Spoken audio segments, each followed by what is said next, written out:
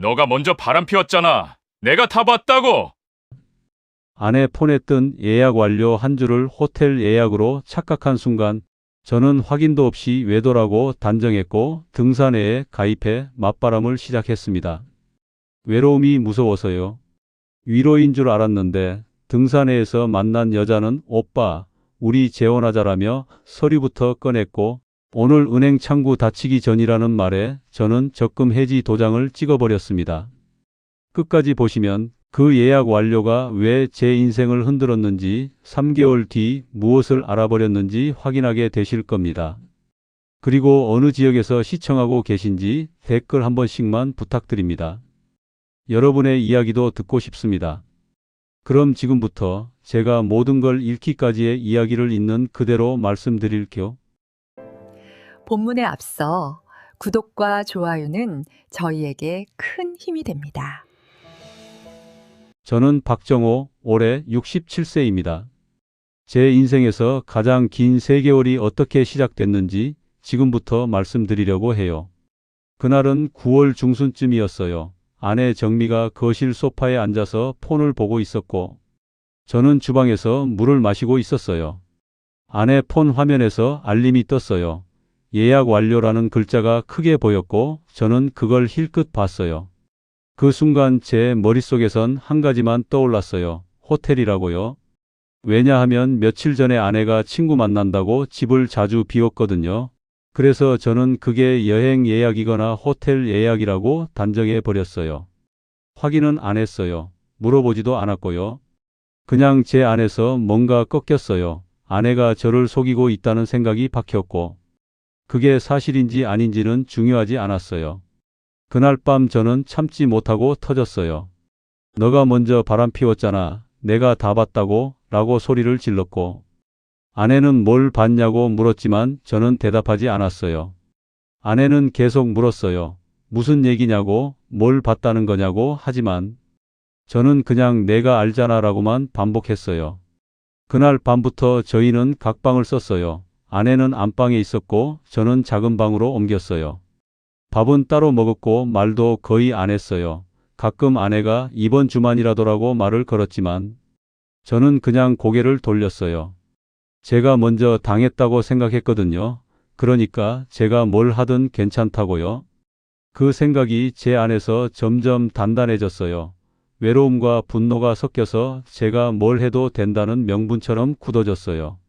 그러던 어느 날 저는 동네 등산회 모집 공고를 봤어요. 평소라면 그냥 지나쳤을 텐데 그날은 달랐어요. 집에 있기 싫었고 아내 얼굴을 마주하기도 싫었어요. 등산회라도 나가서 사람들 사이에 있으면 덜 외로울 것 같았어요. 다음 날 아침 저는 등산복을 샀어요. 검은색 바람막이에 등산화까지 맞춰서요. 처음엔 그냥 운동 삼아 나간다고 생각했어요. 근데 돌아오는 길에 제 머릿속엔 다른 생각이 들었어요. 아내가 먼저 그랬으니까 나도 똑같이 하면 되잖아 라는 생각이요. 그게 맞바람이라는 걸 알면서도 저는 그냥 진행했어요. 저 스스로 정당화했고 체면도 지킬 수 있다고 생각했어요. 첫 산행은 그 주 토요일이었어요. 새벽 6시에 집 근처 공터에서 모였고 사람들은 생각보다 많았어요.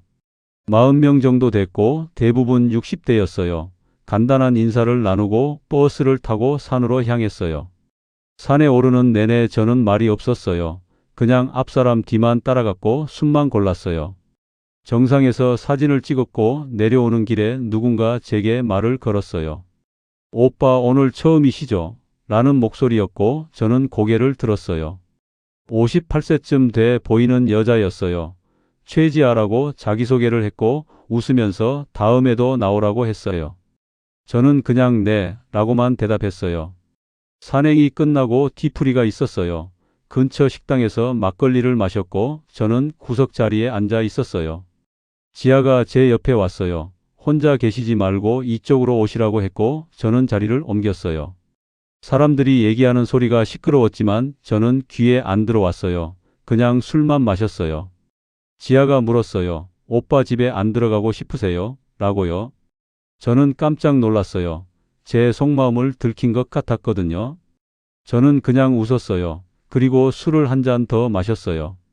그날 밤 집에 돌아갔을 때 아내는 안방 불을 끄고 있었어요. 저는 작은 방으로 들어가서 이불을 덮었어요. 핸드폰을 켰더니 단톡방 알림이 하나 떠 있었어요. 등산의 단톡방이었고 내일 일정이 올라와 있었어요. 저는 그 알림을 보면서 생각했어요. 이제 집보다 여기가 더 편할지도 모른다고요. 그리고 지아의 목소리가 계속 맴돌았어요. 혼자 계시지 말라는 말이요.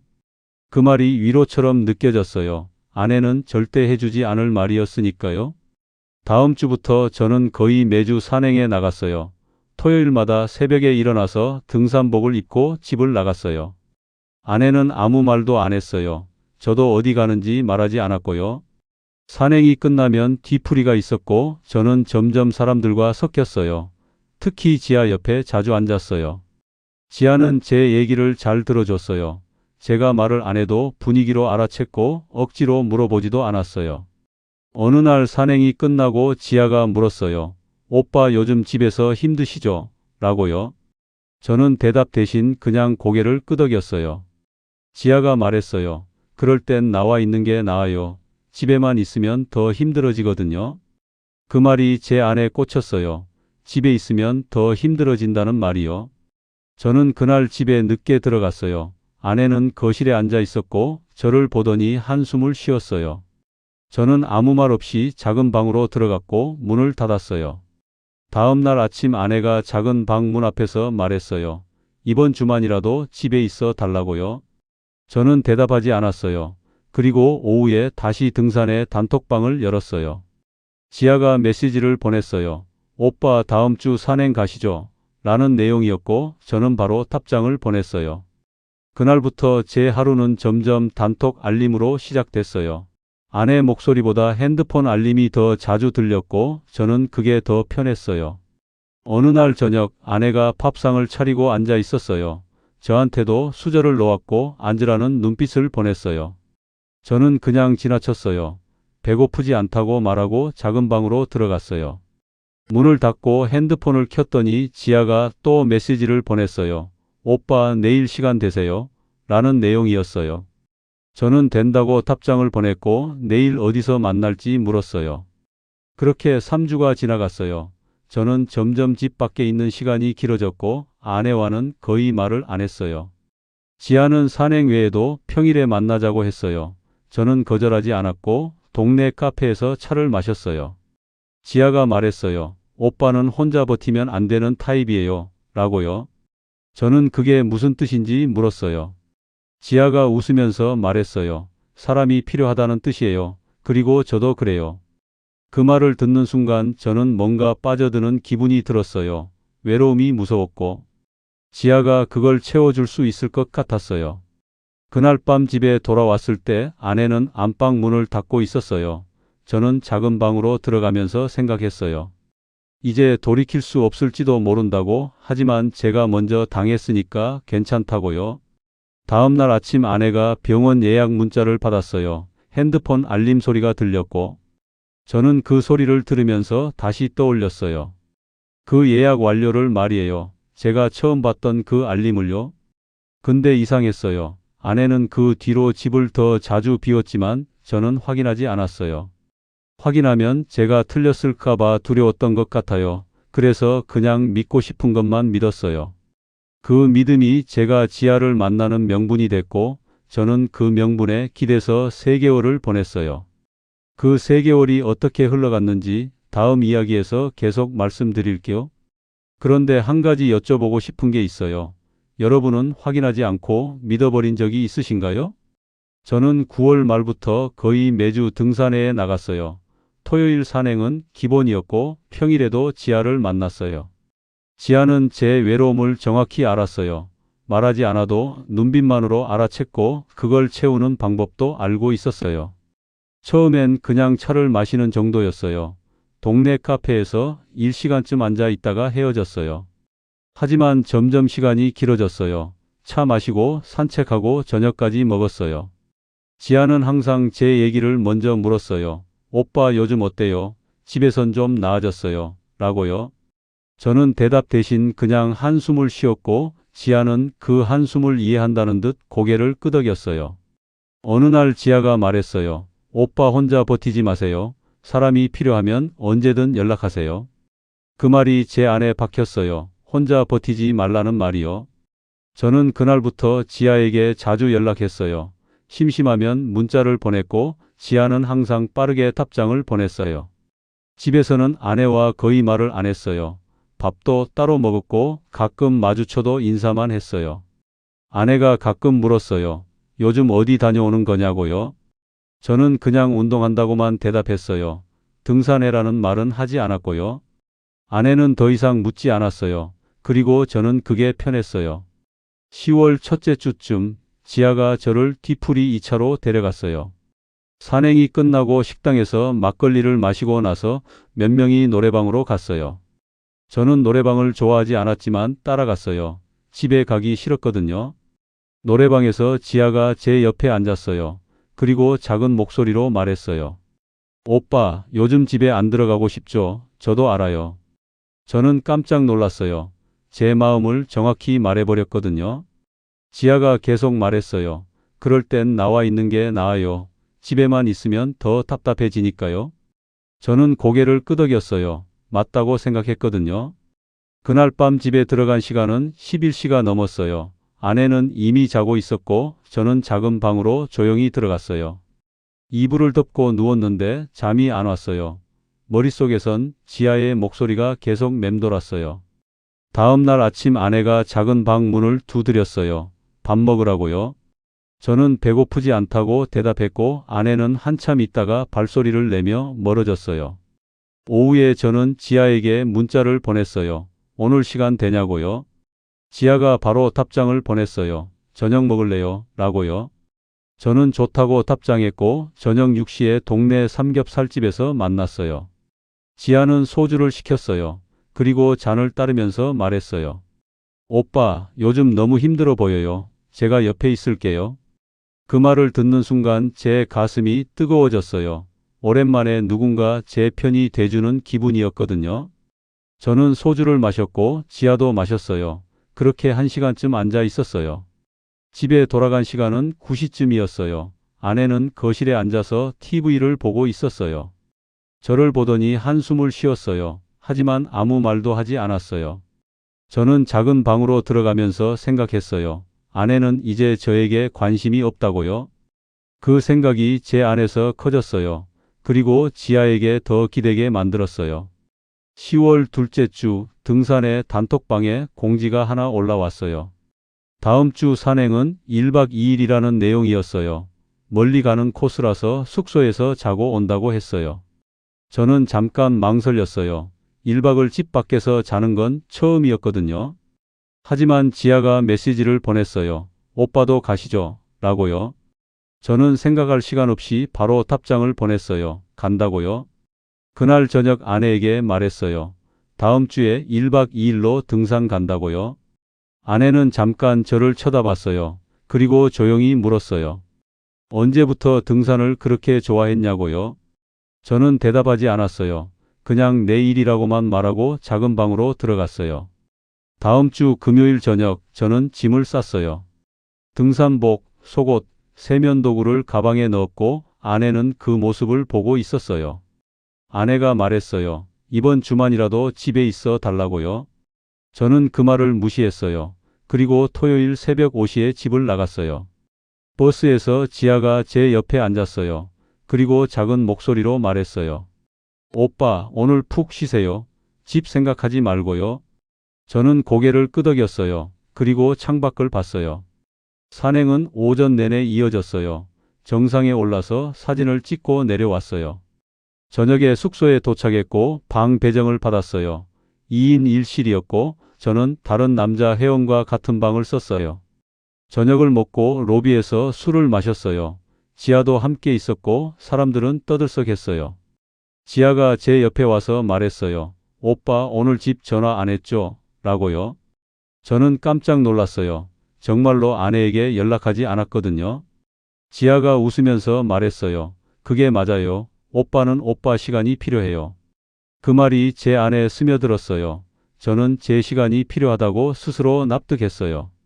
그날 밤 방에 들어가서 핸드폰을 켰어요.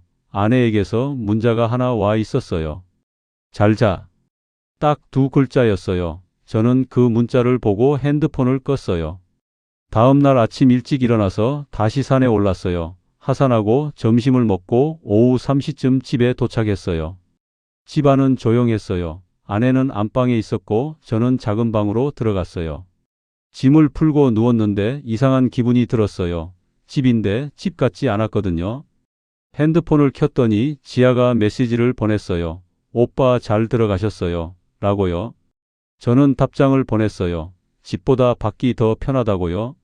지아가 바로 답장을 보냈어요. 그럼 자주 나오세요. 제가 항상 기다릴게요. 그 메시지를 보는 순간 저는 확신했어요. 이제 제 하루는 집이 아니라 단톡 알림으로 시작된다고요. 그리고 그게 맞다고 아내가 먼저 그랬으니까 저도 이렇게 해도 된다고 생각했어요. 10월 셋째 주부터 저는 거의 매일 지아를 만났어요. 산행이 없는 날에도 카페에서 만났고 저녁도 함께 먹었어요. 집에 들어가는 시간은 점점 늦어졌어요. 9시, 10시, 11시, 가끔은 자정이 넘었어요. 아내는 아무 말도 하지 않았어요.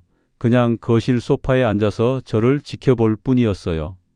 저는 그 시선이 불편했어요. 하지만 아내에게 뭐라고 말할 수도 없었어요. 제가 먼저 당했다고 생각했으니까요. 그래서 저는 그냥 작은 방으로 들어가고 문을 닫았어요. 어느 날 밤 아내가 작은 방 문 앞에서 말했어요. 이번 주만이라도 같이 밥 먹자고요. 저는 대답하지 않았어요.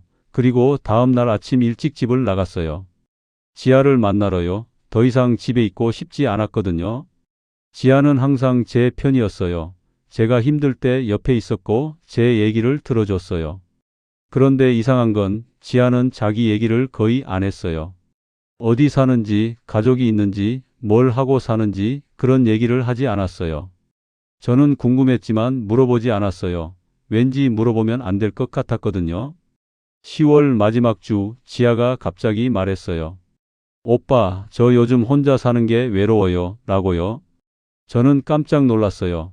지아가 자기 얘기를 처음 꺼냈거든요.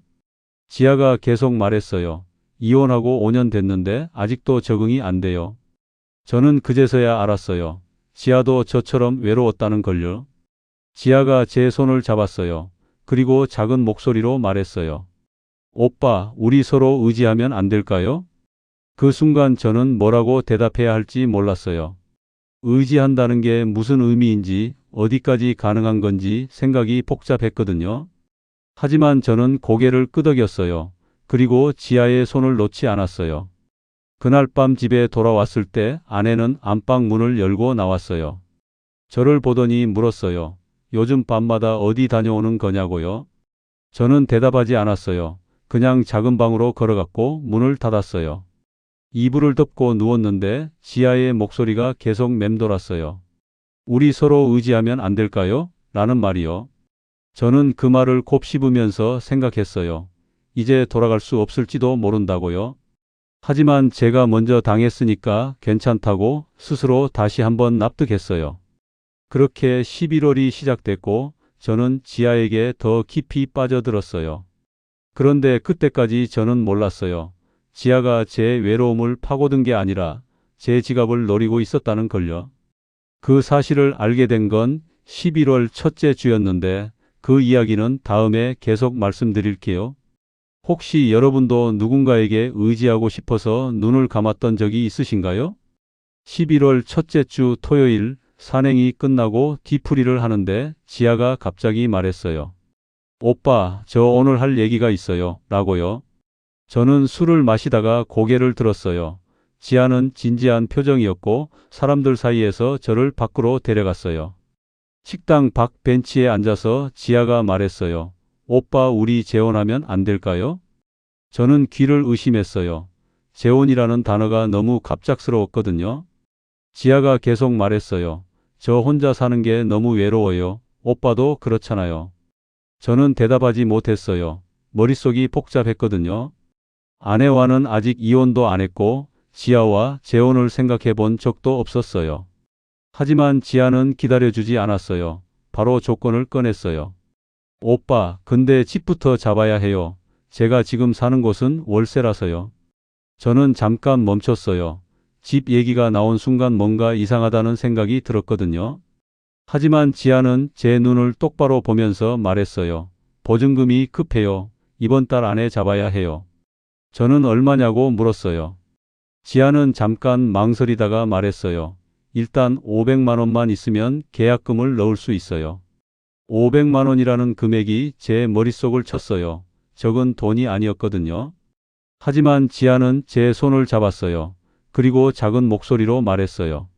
오빠, 저 오빠 아니면 의지할 사람이 없어요. 제발 도와주세요. 그 말을 듣는 순간 제 마음이 흔들렸어요.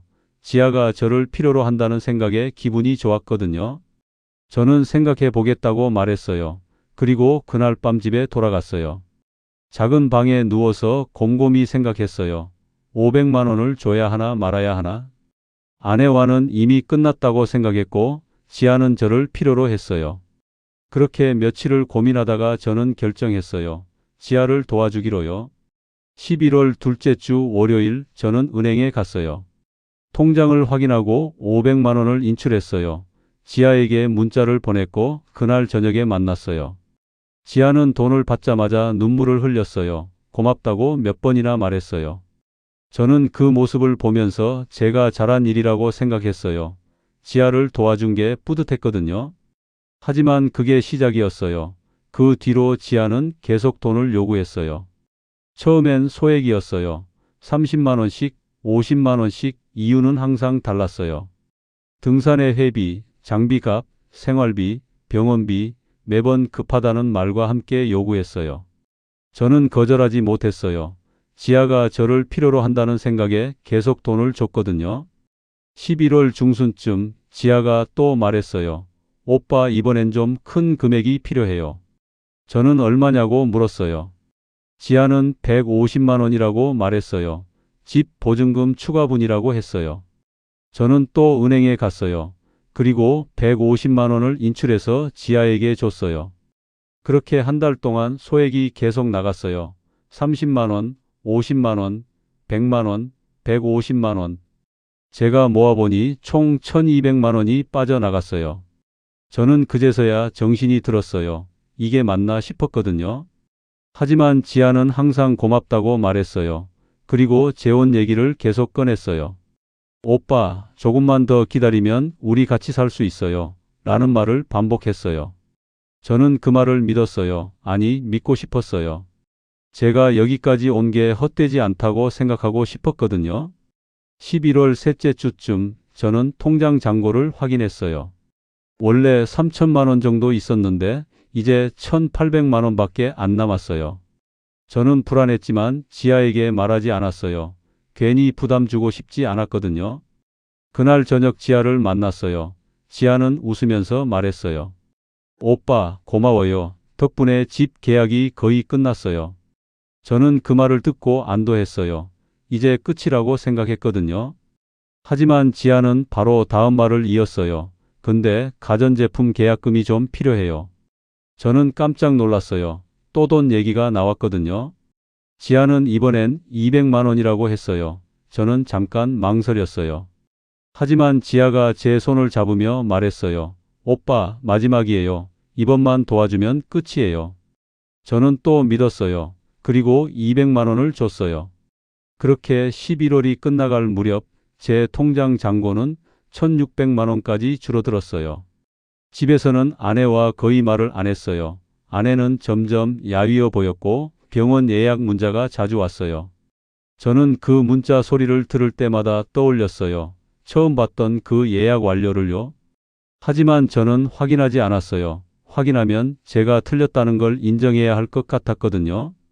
그래서 저는 계속 믿었어요. 아내가 먼저 외도했다고, 제가 맞바람을 피워도 괜찮다고요. 어느 날 저녁 아내가 작은 방 문을 두드렸어요. 밥을 같이 먹자고 했어요. 저는 거절했어요. 지아와 약속이 있다고 말하고 집을 나갔어요.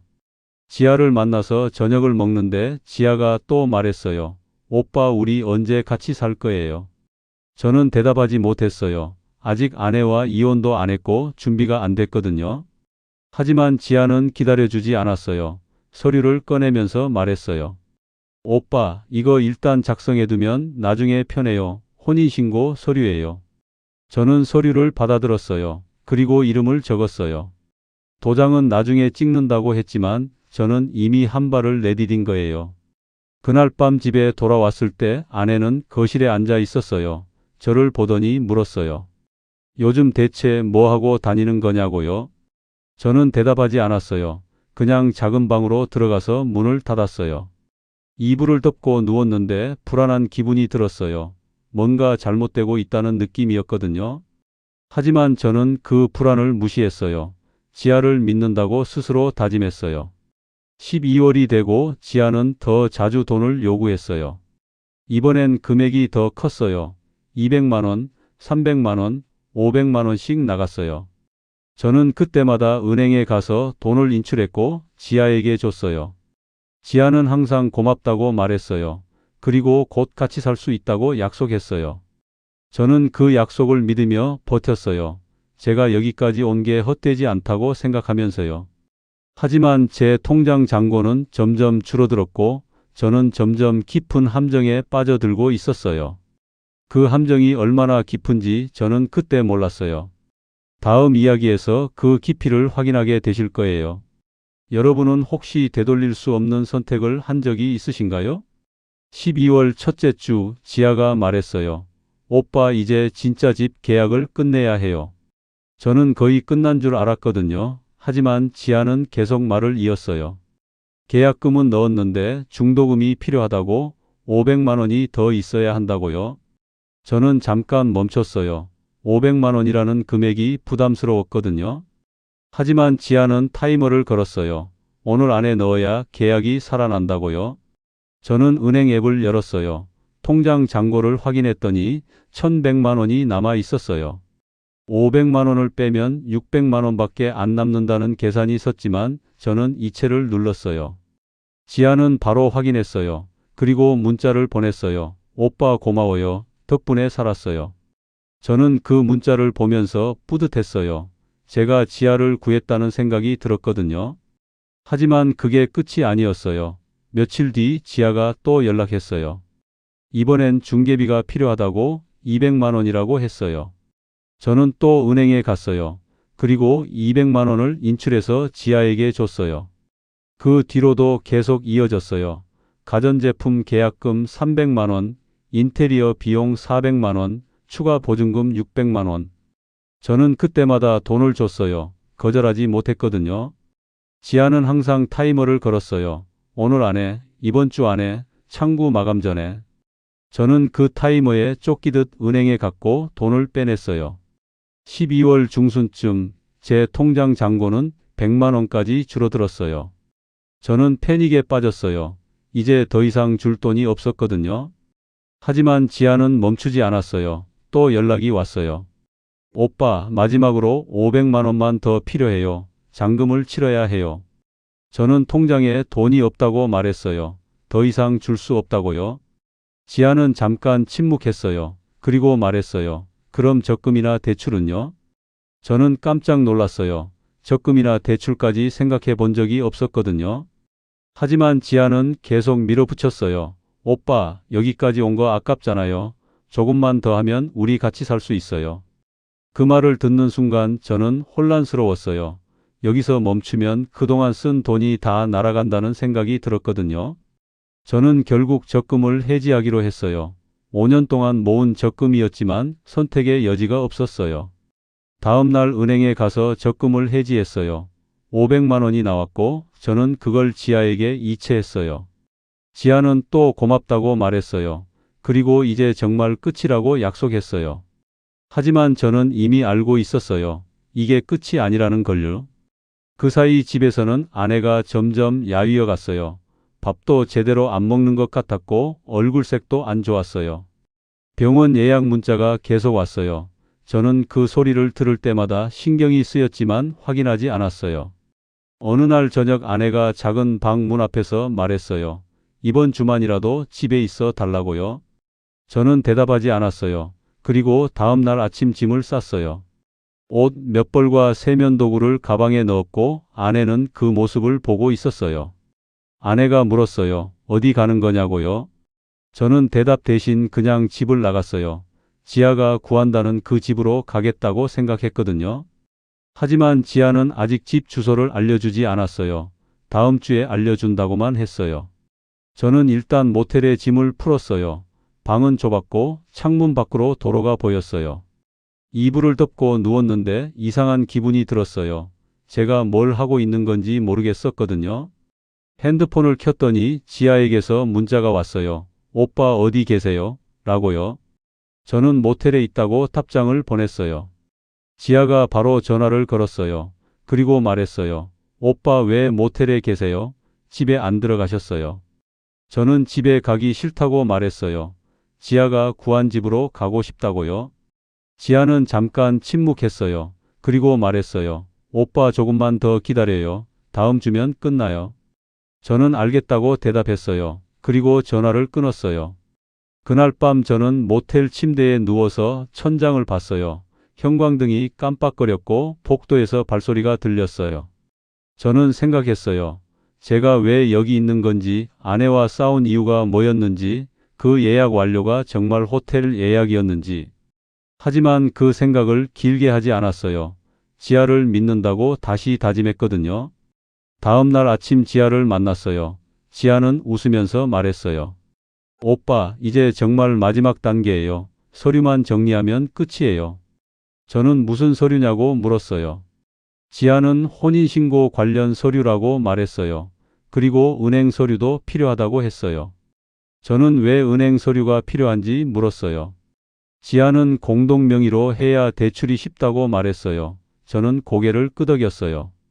그날 저녁 지아는 서류를 가져왔어요.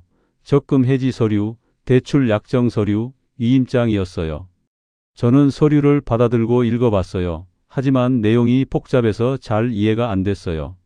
지아가 말했어요. 오빠 그냥 서명만 하시면 돼요. 제가 다 처리할게요. 저는 잠깐 망설였어요. 하지만 지아를 믿는다고 생각하며 서명을 했어요. 그리고 도장을 찍었어요. 제 인생에서 가장 큰 실수였어요. 다음 날 지아가 연락했어요. 오빠 오늘 은행 가야 해요. 창구 마감 전에요. 저는 왜 급하냐고 물었어요. 지아는 오늘 안에 처리해야 한다고 말했어요. 내일은 늦는다고요? 저는 은행에 갔어요. 지아가 함께 있었고 창구 직원이 서류를 확인했어요. 직원이 물었어요. 적금 해지하시고 대출 실행하시는 거 맞으시죠? 저는 고개를 끄덕였어요. 지아가 제 팔을 잡으며 웃었어요. 그렇게 3,800만 원이 제 통장에서 빠져나갔어요. 적금 해지 금액과 대출 금액을 합친 돈이었고 저는 그 돈을 지아 계좌로 이체했어요. 지아는 고맙다고 말했어요. 그리고 이제 정말 끝이라고 또 약속했어요. 하지만 며칠 뒤 지아가 또 연락했어요. 추가로 2천만 원이 더 필요하다고요. 저는 더 이상 돈이 없다고 말했어요. 통장은 이미 텅 비었다고요. 지아는 대출을 더 받을 수 있다고 말했어요. 자기가 도와줄 수 있다고요. 저는 거절했어요. 하지만 지아는 계속 설득했어요. 오빠, 여기까지 온 거 아깝잖아요. 조금만 더 하면 우리 행복해질 수 있어요. 그 말에 저는 또 흔들렸어요. 결국 대출을 더 받았고 2천만 원을 또 이체했어요. 그렇게 12월 중순쯤 제가 지아에게 준 돈은 총 7천만 원이 됐어요. 제 평생 모은 돈이 거의 다 빠져나간 거예요. 하지만 저는 그때까지도 몰랐어요. 지아가 저를 속이고 있다는 걸요. 다음 이야기에서 그 진실을 확인하게 되실 거예요. 그리고 그 진실이 얼마나 끔찍한지도요. 여러분은 혹시 타이머에 쫓겨 결정을 내린 적이 있으신가요? 12월 셋째 주 지아에게서 연락이 끊겼어요. 문자를 보내도 답장이 없었고 전화를 걸어도 받지 않았어요. 처음엔 바쁜가 보다 생각했어요. 집 정리하느라 시간이 없을 거라고요. 하지만 이틀이 지나고 사흘이 지나도 연락이 없었어요. 저는 불안해지기 시작했어요. 뭔가 잘못됐다는 느낌이 들었거든요. 등산에 단톡방을 열었어요. 지아가 마지막으로 메시지를 남긴 게 일주일 전이었어요. 저는 단톡방에 지아를 아냐고 물었어요. 누군가 대답했어요. 지아? 그 사람 등산에 나온 지 한 달도 안 됐는데요. 라는 내용이었어요. 저는 깜짝 놀랐어요. 지아가 저보다 나중에 들어왔다는 걸 그때 알았거든요. 다른 사람이 또 말했어요. 그 사람 요즘 안 보이던데 탈퇴한 거 아니에요. 저는 확인했어요. 지아는 정말로 단톡방에서 나가 있었어요. 제 가슴이 철렁 내려앉았어요. 뭔가 크게 잘못됐다는 확신이 들었거든요. 저는 지아 전화번호로 다시 전화를 걸었어요. 하지만 전원이 꺼져 있습니다라는 멘트만 들렸어요. 카카오톡도 확인했어요. 지아 프로필이 사라져 있었어요. 저는 패닉에 빠졌어요. 손이 떨렸고 숨이 막혔어요. 은행 앱을 열어서 거래 내역을 확인했어요. 제가 지아에게 이체한 금액을 다시 봤어요. 500만 원, 200만 원, 300만 원, 400만 원, 600만 원, 3,800만 원, 2천만 원. 총 7천만 원이 빠져나갔어요. 제 평생 모은 돈이었어요. 저는 지아에게 이체한 계좌번호를 메모했어요. 그리고 은행에 전화를 걸었어요. 계좌 주인을 확인하고 싶다고 말했지만 은행 직원은 개인정보라서 알려줄 수 없다고 했어요. 저는 경찰서에 가야겠다고 생각했어요. 하지만 그 전에 확인하고 싶은 게 있었어요. 지아가 말했던 그 집이 정말 존재하는지요? 저는 지아에게 받은 문자를 다시 읽었어요. 집 주소는 없었고 계약금 입금 확인증만 있었어요. 입금 확인증에 적힌 계좌번호를 확인했어요. 제가 이체한 계좌와 달랐어요. 저는 그제서야 깨달았어요. 지아가 여러 계좌를 사용했다는 걸요. 제가 이체한 계좌는 3개였어요. 모두 다른 이름으로 되어 있었어요. 하나는 최지아, 하나는 김미경, 하나는 박소영이었어요. 저는 인터넷을 검색했어요. 재혼 사기, 등산의 사기, 보증금 사기라는 키워드로요. 검색 결과가 수없이 나왔어요. 저와 비슷한 사례들이 가득했어요. 60대 남성이 등산회에서 만난 여성에게 재혼을 미끼로 수천만 원을 사기당했다는 기사들이었어요. 저는 그 기사들을 읽으면서 소름이 돋았어요. 제 이야기와 똑같았거든요. 재혼 제한, 보증금 요구, 타이머 설정, 소액 누적, 결정타, 잠수. 모든 패턴이 일치했어요. 저는 완벽하게 사기를 당한 거예요. 저는 모텔 침대에 주저앉았어요. 머리가 하얘졌고 손이 떨렸어요. 7천만 원이라는 금액이 제 머릿속을 쳤어요. 제가 평생 모은 돈이었어요. 아내와 노후를 준비하려고 모은 돈이었고 이제 그 돈이 다 날아간 거예요. 저는 울었어요. 모텔 방에 혼자 앉아서 소리내어 울었어요. 제가 왜 이렇게 됐는지, 어디서부터 잘못된 건지 머릿속이 복잡했어요. 그 예약 완료가 떠올랐어요. 제가 처음 봤던 그 알림이요. 제가 확인하지 않고 단정했던 그 순간이 모든 것의 시작이었어요. 저는 스스로 함정을 팠고 그 함정에 제가 빠진 거예요.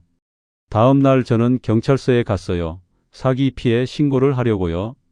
경찰관은 제 얘기를 듣고 고개를 끄덕였어요. 그리고 말했어요. 요즘 이런 사례가 많다고, 하지만 돈을 돌려받기는 어렵다고요. 범인은 여러 계좌를 사용해서 돈을 분산시키고 대포 통장을 쓰기 때문에 추적이 어렵다고 했어요. 저는 그래도 신고서를 작성했어요. 지아의 이름, 전화번호, 계좌번호를 모두 적었어요. 경찰관은 조사하겠다고 말했어요. 하지만 기대하지 말라는 눈빛이었어요. 저는 경찰서를 나와서 모텔로 돌아갔어요. 짐 한 가방만 들고 방에 들어갔어요. 창문 밖으로 도로가 보였고 차들이 지나갔어요. 저는 그 모습을 보면서 생각했어요. 제 인생도 저 차들처럼 그냥 지나가 버린 건지, 되돌릴 수 없는 건지. 핸드폰을 켰더니 은행에서 문자가 왔어요. 대출 상환일이 다가온다는 내용이었어요. 저는 통장 잔고를 확인했어요. 10만 원도 안 남아 있었어요. 대출금을 갚을 방법이 없었고 제 신용도 무너질 게 뻔했어요. 저는 이불을 덮고 누웠어요. 천장을 보면서 생각했어요. 제가 왜 확인하지 않았는지, 왜 아내를 의심했는지, 왜 지아를 믿었는지. 모든 게 제 선택이었어요. 제가 스스로 선택한 결과였어요. 그날 밤 저는 처음으로 아내를 떠올렸어요. 오랜만에요. 아내가 작은 방 문 앞에서 말했던 그 목소리가 들렸어요. 이번 주만이라도 집에 있어 달라는 말이요. 저는 그 말을 무시했어요. 그리고 지아를 만나러 갔어요. 제가 무시한 게 무엇이었는지 그때는 몰랐어요. 하지만 이제 알 것 같았어요. 제가 놓친 게 무엇이었는지요. 다음 날 저는 짐을 쌌어요. 모텔을 나가기로 했거든요. 어디로 가야 할지 몰랐지만 일단 이곳을 떠나고 싶었어요. 모텔 문을 나서는데 핸드폰이 울렸어요. 모르는 번호였어요. 저는 전화를 받았어요. 목소리가 들렸어요. 정호 씨 보호자신가요? 저는 깜짝 놀라서 물었어요. 누구냐고요? 병원입니다. 이정미 씨가 입원해 계세요. 그 순간 제 머릿속이 하얘졌어요. 아내가 병원에 있다는 말이 믿기지 않았거든요. 저는 어느 병원이냐고 물었어요. 그리고 바로 택시를 잡았어요. 병원으로 가는 내내 제 손은 떨렸어요. 아내에게 무슨 일이 생긴 건지 알 수 없었거든요. 택시가 병원 앞에 멈췄고 저는 뛰어내렸어요. 병실 번호를 확인하고 엘리베이터를 탔어요. 5층으로 올라갔고 복도를 걸었어요. 병실 문 앞에 섰을 때 저는 숨을 멈췄어요. 문을 열어야 할지 말아야 할지 몰랐거든요. 하지만 저는 문을 열었어요. 그리고 그 안에서 제가 잃어버린 3개월을 확인하게 됐어요. 그 이야기는 다음에 마지막으로 말씀드릴게요. 여러분은 혹시 뒤돌아보고 싶지 않은 선택을 한 적이 있으신가요? 병실 문을 열었을 때 저는 제 눈을 의심했어요. 병상에 누워있는 사람이 제 아내 맞나 싶을 정도로 야위어 있었거든요. 아내는 눈을 감고 있었고 산소호흡기가 코에 꽂혀 있었어요. 저는 천천히 병상 옆으로 걸어갔어요. 다리가 떨렸고 숨이 막혔어요. 간호사가 들어왔어요. 저를 보더니 물었어요. 보호자시냐고요? 저는 고개를 끄덕였어요. 그리고 물었어요. 아내에게 무슨 일이 있는 거냐고요? 간호사는 차트를 확인하더니 말했어요. 췌장암 말기라고요? 그 말을 듣는 순간 제 머릿속이 하얘졌어요. 췌장암 말기라는 단어가 믿기지 않았거든요. 간호사가 계속 말했어요. 3개월 전에 진단받으셨고 항암 치료를 받고 계셨다고요? 하지만 효과가 없었고 이제 남은 시간이 얼마 없다고요? 저는 물었어요. 얼마나 남았냐고요? 간호사는 잠깐 망설이더니 말했어요. 일주일 정도라고요? 그 말을 듣는 순간 제 다리에 힘이 풀렸어요. 바닥에 주저앉을 뻔했거든요. 간호사는 제 팔을 잡아줬어요. 그리고 의자를 가져다 줬어요. 저는 의자에 앉아서 아내를 봤어요. 3개월 전과는 완전히 다른 모습이었어요. 머리카락은 많이 빠졌고 얼굴은 창백했어요. 손등에는 링거 바늘 자국이 여러 개 있었어요. 저는 그제서야 떠올렸어요. 3개월 전에 봤던 그 예약 완료를요. 그게 호텔 예약이 아니라 병원 예약이었다는 걸 그때 알았어요. 아내는 자기 몸을 고칠 의사를 찾느라 뛰고 있었던 거예요. 병원 예약, 검사 예약, 항암치료 예약, 모든 게 병원 관련이었어요. 저는 그걸 호텔로 착각했고 확인도 없이 외도라고 단정했어요. 그리고 등산회에 가입해서 맞바람을 시작했어요. 지아를 만났고 돈을 줬어요. 제가 지아에게 7천만 원을 쓰는 동안 아내는 혼자 항암 치료를 받고 있었던 거예요.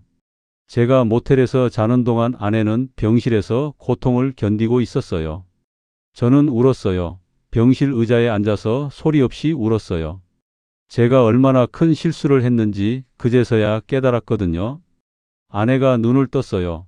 저를 보더니 작은 목소리로 말했어요. 왔어? 저는 대답하지 못했어요. 목이 메었거든요. 아내가 계속 말했어요. 미안해, 말 못해서. 저는 고개를 저었어요. 미안한 건 저라고 제가 잘못했다고 말하고 싶었지만 목소리가 나오지 않았어요. 아내는 눈을 감았어요. 그리고 다시 잠들었어요. 저는 그 옆에 앉아서 아내의 손을 잡았어요. 손은 차가웠고 뼈만 만져졌어요. 다음 날부터 저는 병원에 머물렀어요. 병실 옆 의자에서 잤고 아내 곁을 떠나지 않았어요. 하지만 아내와 대화를 나눌 시간은 많지 않았어요. 아내는 대부분 잠들어 있었거든요. 가끔 깨어나면 저를 보고 미소를 지었어요. 그리고 다시 눈을 감았어요. 저는 그 미소를 보면서 생각했어요. 제가 3개월 동안 무엇을 했는지, 무엇을 잃었는지. 아내는 저에게 화를 내지 않았어요. 제가 어디 있었는지 묻지도 않았어요. 그냥 제가 옆에 있다는 것만으로 충분한 듯 눈을 감았어요. 사흘이 지났어요. 아내는 점점 약해졌고 의사는 이제 시간 문제라고 말했어요. 저는 아내에게 말했어요. 미안하다고, 제가 잘못했다고요. 하지만 아내는 고개를 저었어요. 그리고 작은 목소리로 말했어요. 괜찮아, 너도 힘들었을 거야. 그 말을 듣는 순간 제 가슴이 찢어지는 것 같았어요. 아내는 저를 용서했어요. 제가 한 짓을 알면서도요. 나흘째 되는 날 아내가 깨어나서 저를 불렀어요. 저는 병상 가까이 다가갔어요. 아내가 제 손을 잡았어요. 정호야, 행복했어. 그 말을 남기고 아내는 눈을 감았어요. 그리고 다시 깨어나지 않았어요. 이틀 뒤 아내는 숨을 거뒀어요. 저는 그 순간을 옆에서 지켰어요. 장례식은 조용했어요.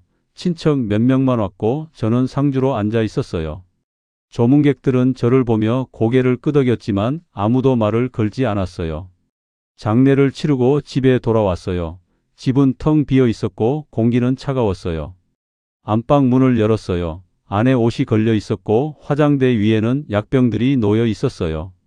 저는 그 약병들을 보면서 알았어요. 아내가 혼자 얼마나 힘들었을지요.